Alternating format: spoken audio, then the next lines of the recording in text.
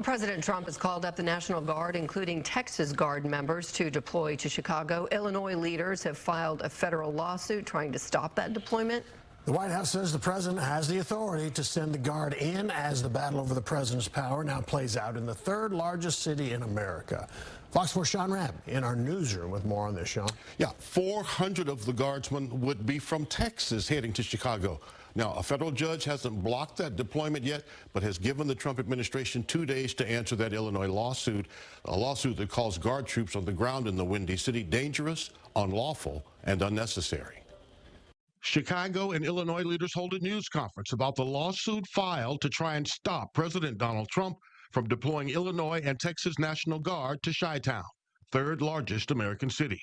Illinois' governor calls the deployment dangerous, says that's why they filed federal lawsuits. Challenging Donald Trump's unlawful and unwarranted plans to deploy armed military troops to Chicago.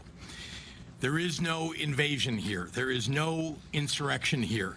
And local and state law enforcement are on the job and managing what they need to. It's like a war zone. And then I listen to the governor and the mayor get up and say how they have it under control. They don't.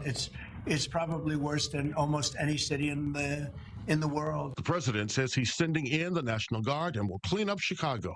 And he points to arrests and drops in crime in Memphis and D.C., where the Guard is operating. Texas Governor Greg Abbott has authorized President Trump to call up 400 Texas Guard to deploy alongside 300 Illinois Guard personnel. I've been very clear to Governor Abbott, not the first time, as you know, but I have been very clear that he should withdraw his approval of the president calling up his Texas National Guard. And again, Governor Abbott should stay the hell out of Illinois' business.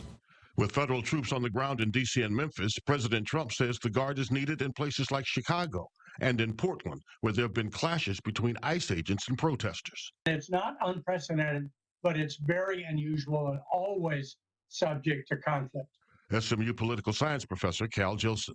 This is part of a broad pattern where President Trump is trying to push at the edges of his legitimate authority and oftentimes pushing past the edge we thought was already defined. The Illinois governor not mincing words. Let me be clear. Donald Trump is using our service members as political props and as pawns in his illegal effort to militarize our nation's cities. Now, the federal government has to respond to that Illinois lawsuit trying to stop the National Guard from coming in by Wednesday midnight. There is a hearing set for Thursday. That lawsuit says American people should not live under the threat of occupation from the federal government. The president says the Guard's presence is needed in what he calls crime-ridden Chicago. All right, Sean Rabb in our newsroom. We'll follow it. Sean, thanks. All right.